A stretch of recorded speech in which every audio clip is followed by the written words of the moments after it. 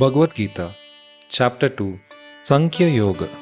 Sanjaya said, seeing Arjun overwhelmed with pity, his mind grief-stricken, and his eyes full of tears, Sri Krishna spoke the following words. The Supreme Lord said, my dear Arjun, how has this delusion overcome you in this hour of danger? It is not befitting an honorable person. It leads not to the higher abodes, but to disgrace. O Parth, it does not befit you to yield to this unmanliness. Give up such petty weakness of heart and arise, O conqueror of enemies.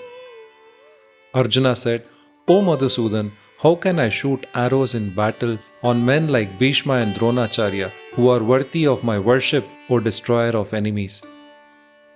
It would be better to live in this world by begging than to enjoy life by killing these noble elders who are my teachers. If we kill them, the wealth of pleasures we enjoy will be tainted with blood.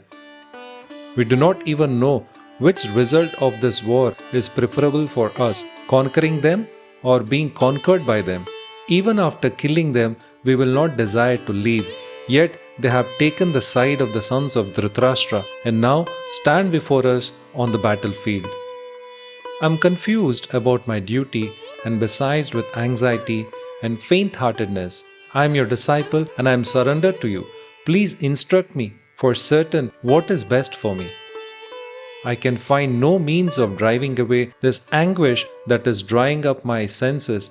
Even if I win a prosperous and unrivaled kingdom on the earth or gain sovereignty with the celestial gods, I will be unable to dispel this grief. Sanjaya said, having thus spoken, Gudakesh, that chastiser of enemies, addressed Rishikesh, Govind, I shall not fight, and became silent. O Dhritarashtra, thereafter, in the midst of both the armies, Sri Krishna smilingly spoke the following words to the grief-stricken Arjun.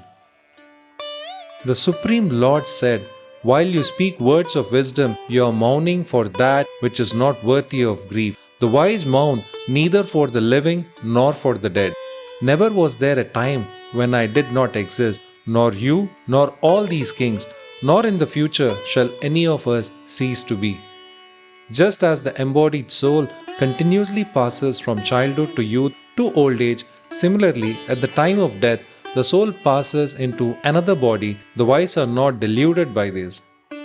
O son of Kunti, the contact between the senses and the sense objects give rise to fleeting perceptions of happiness and distress. These are non-permanent and come and go like the winter and summer seasons. O descendant of Bharat, one must learn to tolerate them without being disturbed. O Arjun, noblest among men, that person who is not affected by happiness and distress and remains steady in both becomes eligible for liberation.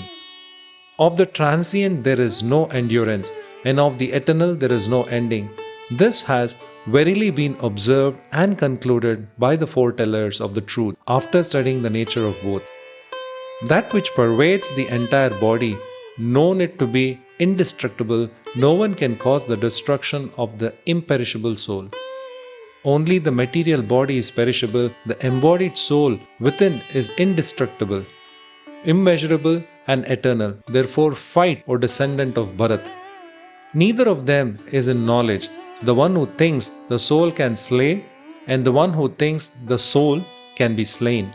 For truly the soul neither kills nor can it be killed. The soul is neither born nor does it ever die, nor having once existed does it ever cease to be. The soul is without birth, eternal, immortal and ageless. It is not destroyed when the body is destroyed.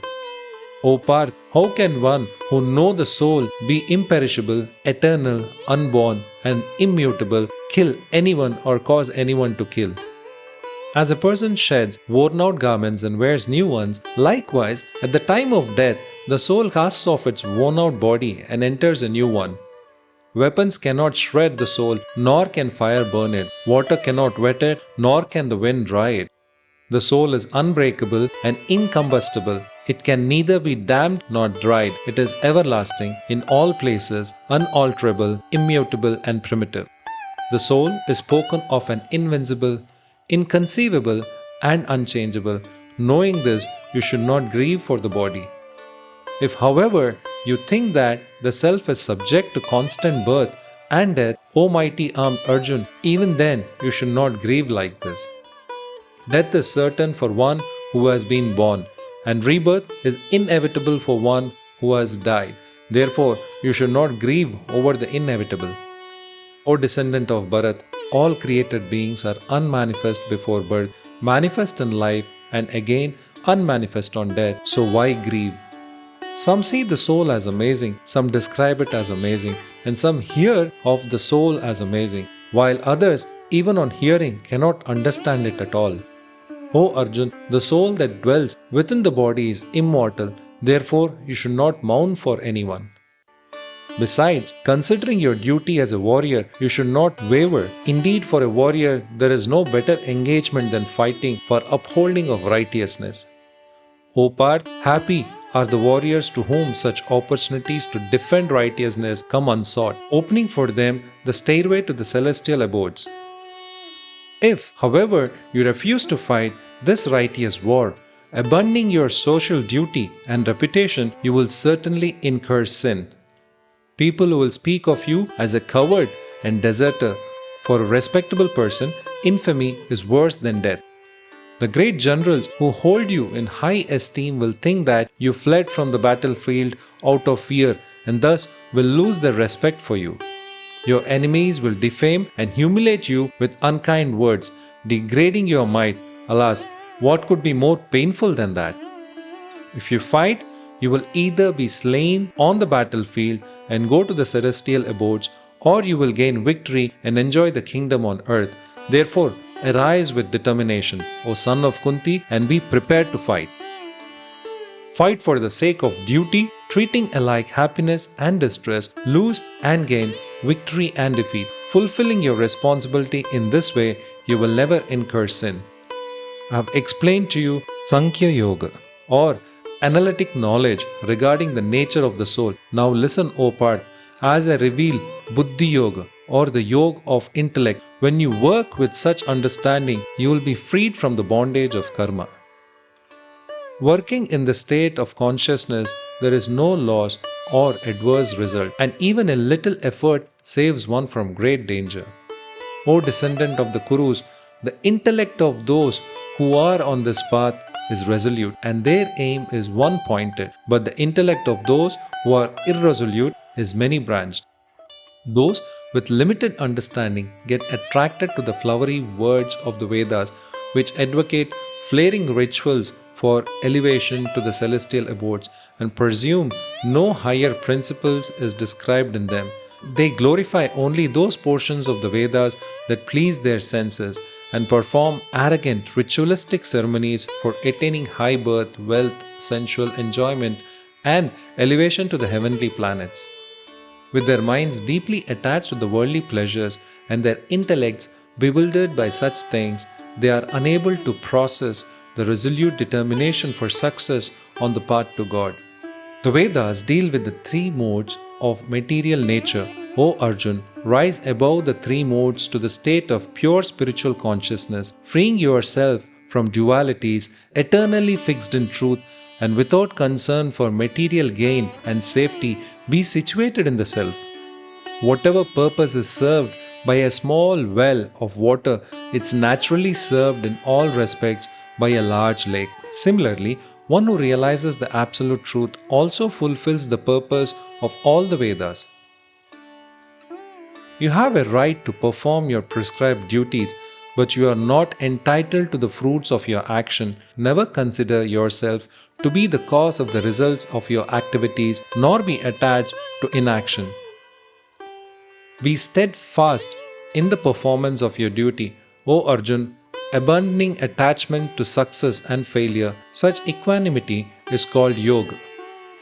Seek refuge in divine knowledge and insight, O Arjun, and discard reward-seeking actions that are certainly inferior to works performed with the intellect established in divine knowledge. Miserly are those who seek to enjoy the fruits of their work. One who prudently practices the science of work without attachment can get rid of both good and bad reactions in this life itself. Therefore, strive for yoga, which is the art of working skillfully. the wise endowment with equanimity of intellect, abundant attachment to the fruits of action, which bind one to the cycle of life and death. By working in such consciousness, they attain the state beyond all suffering. When your intellect crosses the corner of delusion, you will then acquire indifference to what has been heard and what is yet to be heard.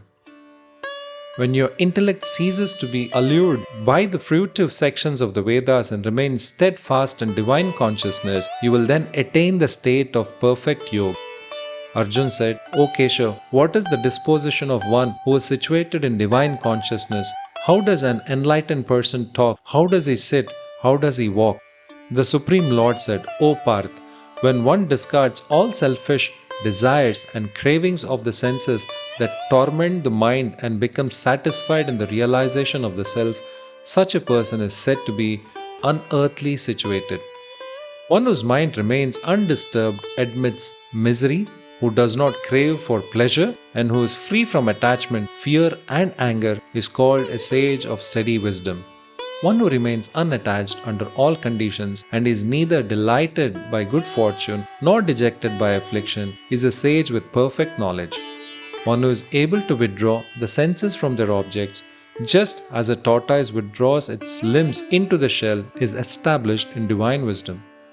Aspirants may restrain the senses from their objects of enjoyment, but the taste for the sense object remains. However, even these tastes ceases from those who realize the Supreme. The senses are so strong and turbulent, O son of Kunti, that they can forcibly carry away the mind even of a person endowed with discrimination who practices self-control. They are established in perfect knowledge who subdue the sense and keep their mind ever absorbed in me. While contemplating on the objects of the sense, one develops attachment to them. Attachment leads to desire, and from desire arises anger. Anger leads to the clouding of judgment, which results in bewilderment of memory. When memory is bewildered, the intellect gets destroyed, and when the intellect is destroyed, one is ruined. But one who controls the mind and is free from attachment and aversion, even while using the objects of the senses, attains the grace of God. By divine grace comes the peace in which all sorrows end, and the intellect of such a person of tranquil mind soon becomes firmly established in God. But an undisciplined person who has not controlled the mind and senses can neither have a resolute intellect nor steady contemplation of God. For one who never unites the mind with God, there is no peace, and how can one who lacks peace be happy? Just as a strong wind sweeps a boat off its charted course on the water, even one of the senses of which the mind focuses can lead the intellect astray. Therefore, one who has restrained the senses from their objects, O mighty armed Arjun, is firmly established in otherworldly knowledge. What all beings consider as day is the night of ignorance for the wise, and what all creatures see as night is the day for the introspective sage. Just as the ocean remains undisturbed by the incessant flow of water from rivers merging into it, likewise, the sage who is unmoved despite the flow of desirable objects all around him attains peace, and not the person who strives to satisfy desires. That person who gives up all material desires and lives free from a sense of greed, proprietorship, and egoism attains perfect peace. O Parth, such is the state of an enlightened soul that having attained it, one is never again deluded. Being established in this consciousness, even at the hour of death, one is liberated from the cycle of life and death and reaches the supreme abode of God.